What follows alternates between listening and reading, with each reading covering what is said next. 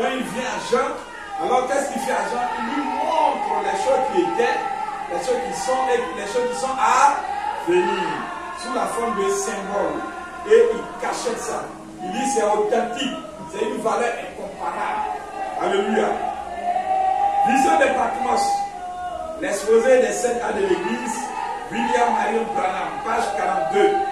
Il dit priez Dieu de vous donner une révélation à son esprit. C'est la première étape. Entrez dans l'esprit. Entrez dans le 5e royaume. Alléluia. Entrez premièrement en Christ. Jean, avant de comprendre ces choses que Dieu a donné un symbole, alléluia, il devait premièrement entrer dans l'esprit au jour du Seigneur. Jean est premièrement entré dans l'esprit. Branham dit, ça c'est dans Vision de Patmos, page 42. Vision de Patmos, page 42. Jésus-Christ a dit, venez à moi. Ça, vous pouvez retrouver les passages, n'est-ce pas? Vous tous qui êtes fatigués et chargés. En d'autres termes, vous étiez dans l'autre monde. Alléluia. Vous étiez dans l'autre cosmos. Alléluia. Vous étiez dans l'autre ordre du monde. Alléluia. Il dit maintenant, sortez de cet autre ordre-là et entrez dans mon royaume à moi. Alléluia. Sortez dans le gouvernement des ténèbres et maintenant, par la nouvelle naissance, entrez maintenant dans mon royaume de lumière. Alléluia. Dans mon royaume de lumière. Donc, il nous invite à entrer dans son repos. De quitter l'empire des ténèbres. Alléluia. Et d'entrer dans l'empire de la lumière. Voilà le repos. C'est un royaume. Alléluia. C'est un être vivant qui s'appelle Christ. Jésus-Christ. Le Seigneur. Alléluia. Donc, venez à moi. Entrez dans mon repos pour recevoir tout le livre. Vous devez quitter pour entrer. Amen. Je fuis la vie en esprit. Donc, la vie en d'autres termes, il est entré. Au jour du Seigneur, j'entendis derrière moi une voix forte comme le son d'une trompette. Je fuis la vie en esprit. Branham dit à la page 42, c'est beau, n'est-ce pas? Oh, j'aime vraiment cela. On pourrait dire que ces mots sont l'essence de la vie chrétienne. Pour pouvoir vivre en chrétien, il nous faut être dans son esprit. On doit être dans son royaume. Et quand tu es dans son royaume, tu ne peux plus sortir. Alléluia. Parce que c'est un sceau. Amen. C'est ça Dieu a typifié comme l'arche de Noé. Alléluia. C'est le Saint-Esprit. C'est un sceau, c'est un gouvernement. C'est un ordre. C'est un royaume. Alléluia. Donc c'est de quitter du royaume des ténèbres pour pénétrer dans le royaume de la lumière. Entrer dans son esprit. Alléluia. Si tu es à l'extérieur, tu peux recevoir les dons. Alléluia. Mais sans peut-être être dans son esprit. Alléluia. Tu peux être à l'extérieur et puis bénéficier des fruits de ce royaume-là. Amen. Mais lorsque tu es à l'intérieur, maintenant tu peux recevoir les enseignements de l'esprit. Amen. Parce que l'esprit enseigne tous ceux qui sont dans son royaume. Amen. L'esprit enseigne tous ceux qui sont dans son royaume. L'esprit les édifie. Alléluia. Alléluia. L'esprit les édifie. L'esprit les conduit. L'esprit les parle. L'esprit les révèle. Amen. Donc, je devais entrer dedans, premièrement. Il dit, de même, l'Esprit de Dieu doit être avec nous, sans quoi tous nos efforts ne serviront à rien. Paul disait, je prierai par l'Esprit, c'est-à-dire je suis dans l'Esprit, et maintenant j'accomplis les actions. Vous comprenez? Je prierai par l'Esprit, je chanterai par l'Esprit, je vivrai par l'Esprit. Je ne suis pas dehors le faire, mais je suis dedans. Et c'est comme quelqu'un qui plonge dans l'eau, qui est dans l'eau. alors toutes tes actions-là sont conduites par les mouvements de l'eau. Alléluia. Aussi certainement que Jean avait besoin d'aide dans l'esprit pour recevoir cette formidable révélation directement de Jésus-Christ. Nous avons besoin d'aide dans l'esprit pour comprendre les révélations que Dieu nous a données dans sa parole, pour que nous en vivions, car c'est le même esprit. Alléluia. Donc, il a donné comme référence Actes chapitre 2, le verset 38. Il dit, les gens lisent mal.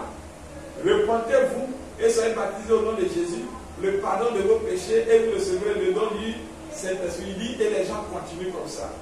Il dit, si les gens étaient un peu dans l'esprit, ils comprendraient que c'est très important que ces étapes-là, ils doivent se repentir.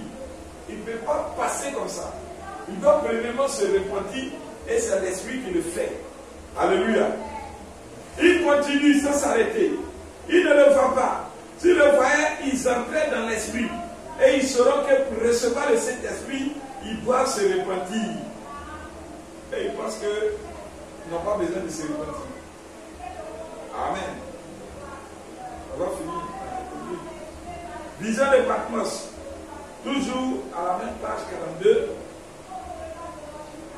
Il donne un exemple. Il dit, si nous ferions venir les anciens et confesserions nos péchés, les anciens nous oindraient d'huile et prieraient pour nous. Et ce serait réglé. Peut-être que cela ne se produirait pas tout de suite, mais dans son esprit, tout est terminé. Quand nous sommes dans l'esprit de Dieu, tu es malade, tout est déjà terminé. Alléluia.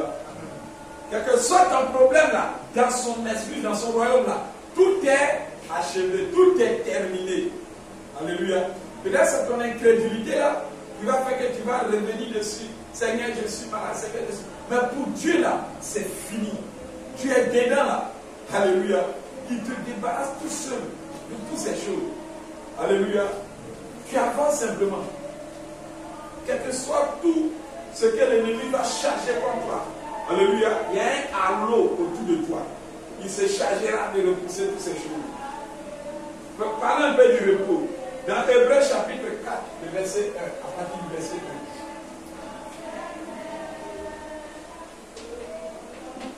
1. Donc, il parle, je parlais, entrons dans l'esprit. Amen.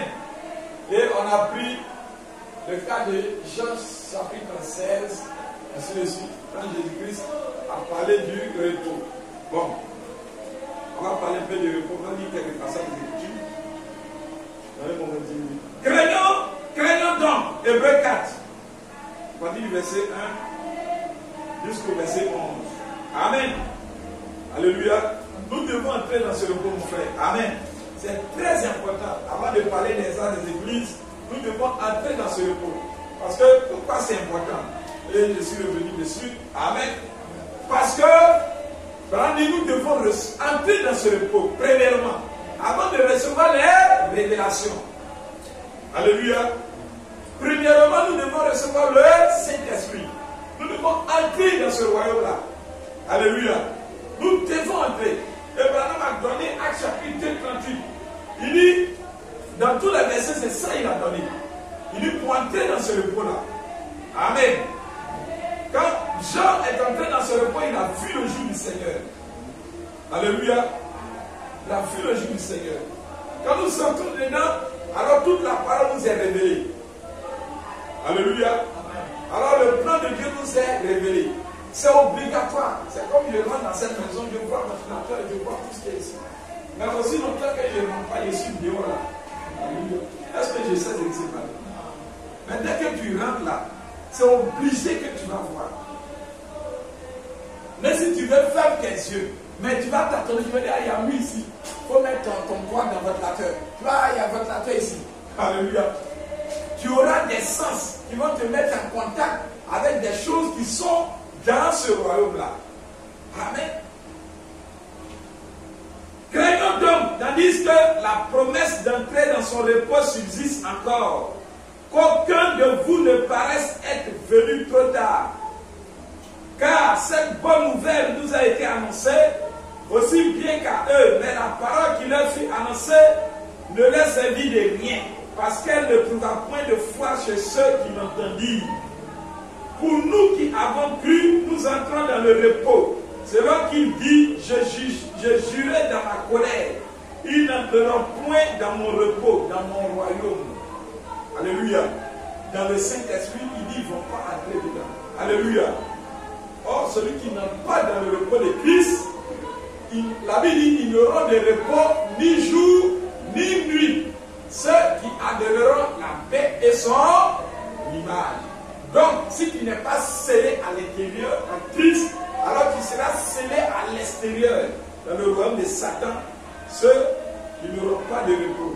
Il dit, pour nous qui avons cru, nous entrons dans le repos. Donc, regarde, il dit, ceux qui ont cru. Alléluia. C'est là qu'il a dit, je jurais dans ma colère, ils n'entreront point dans mon repos. Il dit cela, quoique ses œuvres eussent été achevées depuis la création du monde. Car il a parlé quelque part ainsi du 7e jour. Et Dieu se reposa de toutes ses œuvres le 7e jour. On va parler un peu du sabbat et puis on va finir. Et ici il dit, quand il a parlé ainsi du 7e jour, il dit, et ici encore, ils n'entreront pas dans mon repos. Or, puisqu'il est encore réservé à quelques-uns d'y entrer, et que ceux à qui d'abord la promesse a été faite n'y sont pas entrés à cause de leur désobéissance, Dieu fixe de nouveau un jour, aujourd'hui, en disant dans ta vie, si longtemps après, comme il est dit plus haut, aujourd'hui, si vous attendez sa voix, n'endurcissez pas vos cœurs. Car si Josué leur eût donné le repos, il ne leur parlera pas d'un autre jour. Il y a donc un repos de sabbat réservé au peuple de Dieu. Amen. Car celui qui entre dans le repos de Dieu se repose de ses œuvres. Amen. C'est Dieu maintenant qui prend le contrôle. Comme Dieu s'est reposé des siens, efforçons-nous donc d'entrer dans ce repos afin que personne ne tombe en donnant le même exemple de désobéissance. Dans Ésaïe 28, 8, toutes les tables sont pleines de vomissements. Ésaïe 28, 8.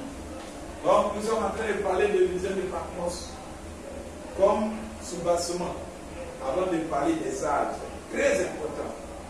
Très très important. À qui veut-on enseigner la sagesse? À qui veut-on donner des leçons? Est-ce à des enfants qui viennent d'être sevrés, qui viennent de quitter la mamelle? Alléluia. Est-ce que c'est à des enfants? Il dit ce sera précepte sur précepte, précepte sur précepte, règle sur règle. Un peu ici, un peu là, et bien. C'est par des hommes aux lèvres balbutiennes et au langage barbare que l'Éternel parlera à ce peuple. Et il lui disait, voici le repos. Laissez reposer celui qui est fatigué. Voici le lieu du repos. Mais ils n'ont point voulu écouter. Ils ont été désobéissants. Et pour eux, la parole de l'Éternel sera précepte sur précepte. Précepte sur précepte, règle sur règle, règle sur règle, un peu ici, un peu là, afin qu'en marchant, il tombe à la renverse et se brise, afin qu'il soit enlacé et pris. Genèse chapitre 2, verset 1 et verset 3. Ainsi, vous voyez, ceux donc, au lieu qu'ils reçoivent le repos, ils ont désobéi. Donc, la Bible dit quoi? Dieu donnera précepte sur précepte, règle sur règle. Donc, ceux qui auront la foi et l'obéissance vont entrer dans le Saint-Esprit. Amen. Mais ceux qui vont désobéir et qui seront incrédules, ces préceptes et ces lois de Dieu là